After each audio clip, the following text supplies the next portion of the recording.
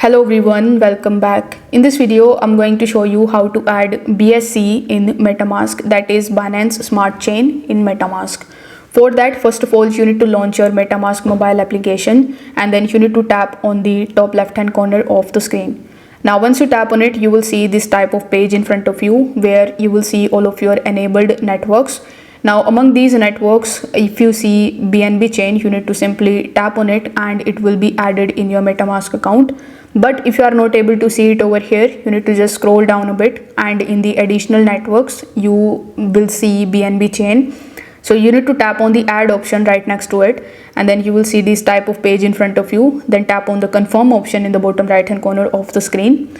After tapping on confirm, it will ask you to switch to the BNB chain. So you need to select that option and after selecting it, you will be able to easily add Binance Smart Chain network in your MetaMask account.